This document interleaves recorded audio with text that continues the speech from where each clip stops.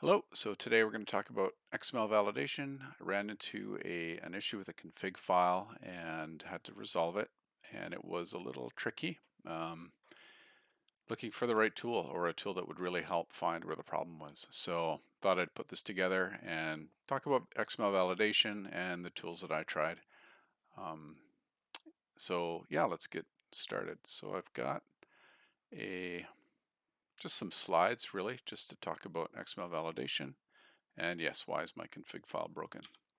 So XML format rules and tools, just in case you want to get right to the answer, I've got too long didn't read VS Code with the Red Hat XML extension was really the way to go if you don't want to spend any money. It worked really well and highlights the error. So there you go. There's the spoiler.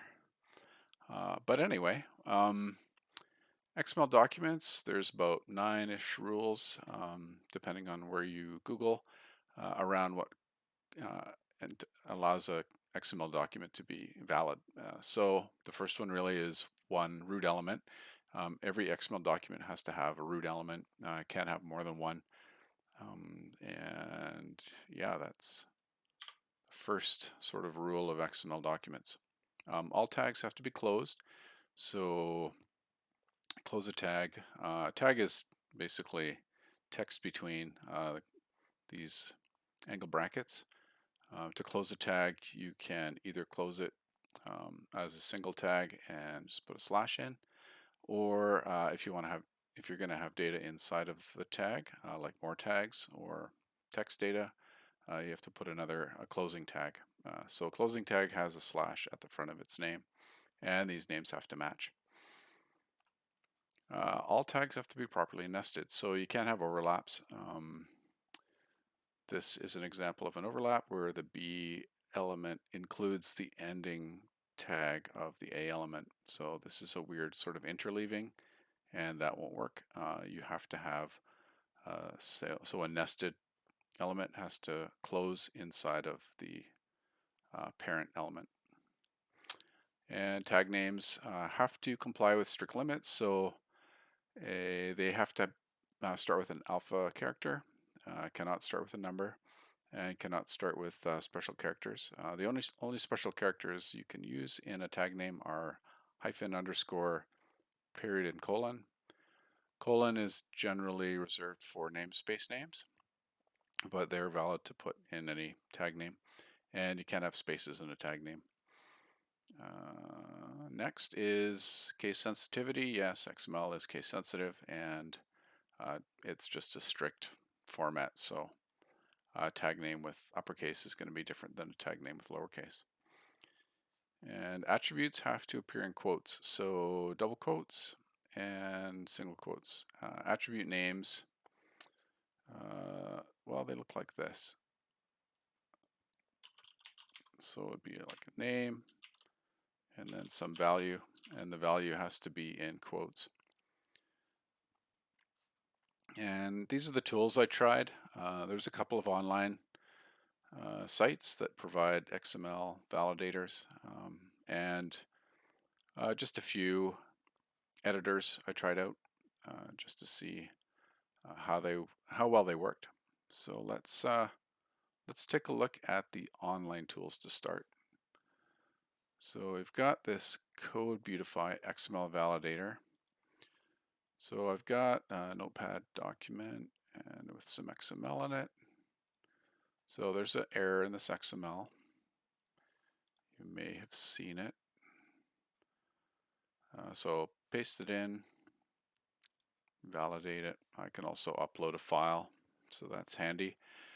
When I validate, I get this error message down at the bottom. It tells me the line that the error is on and the column and what is exactly the problem. So it's expecting quotes.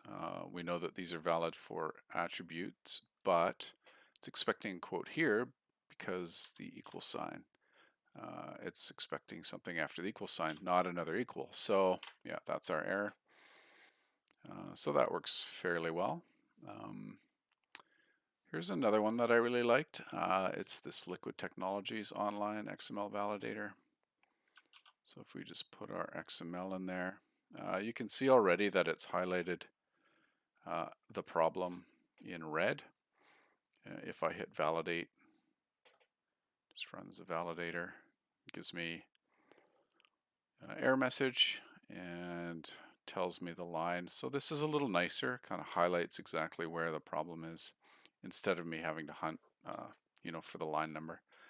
Sort of a quick visual. So I really like this tool. Let me just try it with a bigger file. So I have a config file here. Just grab that text and paste it in.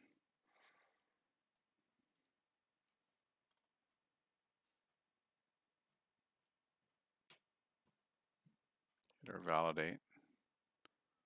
So if I click on that error, it scrolls me down to line 353. And you can see again, I just did the same sort of thing with the two equals. And yeah, just found that no problem. So big XML, not an issue for this tool. Let's try it in this one.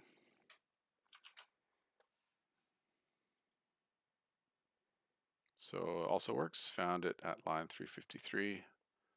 I have to scroll to that line and right here. So yeah, it doesn't really highlight in the text editor space, but it did find it. So those work fairly well. And if you just need to do something quick, those work great. So Sublime is a great little editor. So in order to do XML validation in Sublime, I had to install a tool called XAlt. So if you just open package control and hit install package, and then search for XAlt, I guess because I've installed it, it doesn't show, but it'll bring it up here, and you can add it to Sublime. Just escape out of there. All right, so I've got it installed. I've got my problem files open, and you can see right off the bat that it's highlighted the line where this issue is, and gives me an error down in the status bar. It's a little hard to read. I don't know if it's possible to change the text colors of this text, but you can see that it says line 3, column 20, and that the value quote or single quote is expected. Same with our big config file. The thing that I found difficult here with Sublime is it does give me my error, 353, but if I, let's say, go to that line, so I have to scroll down. I suppose I could use this to find it. Yeah, so then if I scroll down, then I can see where the problem is. But really, it sort of depends on this status bar. So I'll see if it can handle this. So if I add another problem, say save that.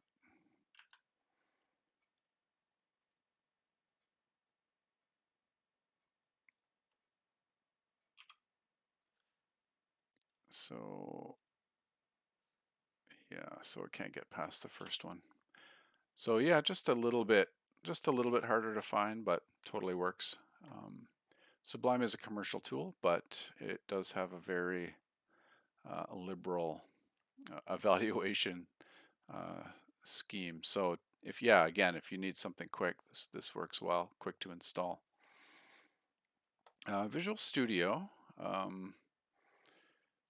Okay, so I've changed. Sure, we can reload. So let's just go to our little file. So here is our banana example, and so it's unhappy missing attribute value. So yes, it can't find where's my attribute value. It just found another equal sign. So yeah, does show you as well over here in the scroll window where the problem is.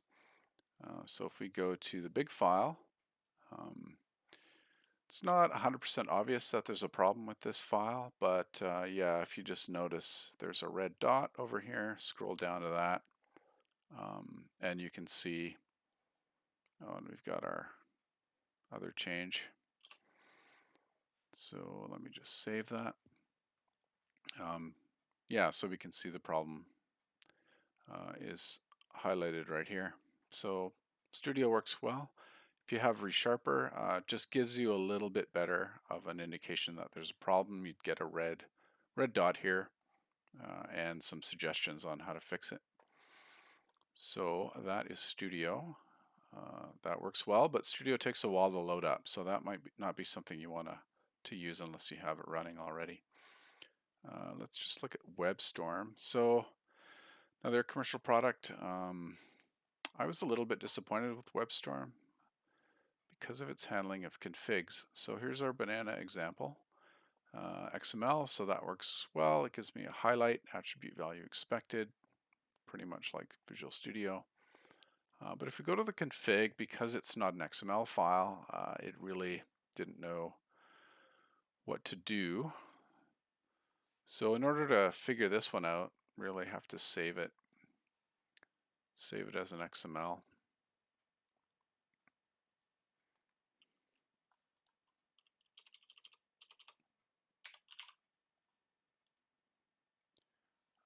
And then it'll give you the errors in the file. So here it's complaining about the schema. It wants me to include the schema. Won't worry about that one. But yes, you can see here that it found the problem. And it does the same sort of thing as Studio, gives us these errors as well as this at the top. So that is WebStorm, not too bad. And VS Code, last but not least. Let me just close some of these. So VS Code, I installed a couple of extensions. One of them is XML Tools. This works, well, it works, but it's a little tricky, so I'll show you why that is. So if we go to our example, the banana example, really there's no indication of where the problem is, right? So it does say that the document is invalid, but why? And that's going to be a lot harder for a document like this. Like, where's the problem, right? So not the greatest for this issue. So let's just disable that. And what we'll do is I'll show you the Red Hat extension. So it works very well for this. And I would say it's probably my favorite. So we'll just find it and enable it. So it's this one. So just enable that. And don't know if we need to reload. Nope. So here we go. Let's go back to our files. So it highlights the fact that this file is not working or is broken in red. So if I've got a bunch of XMLs that are invalid, it'll highlight them for me. Go to the file, I can see exactly where the error is. It's got suggestions on how to fix it. And then the error is, the same error that we saw where it's expecting there to be an attribute and it can't find it. And it's expecting a quote that indicates that an attribute's coming. So yeah, really, I feel like this is the best. It's completely free. You most likely have VS Code, so yeah, install this and enable it, and boom, you are validating XML. That is it. Thanks everybody, and see you in the next video.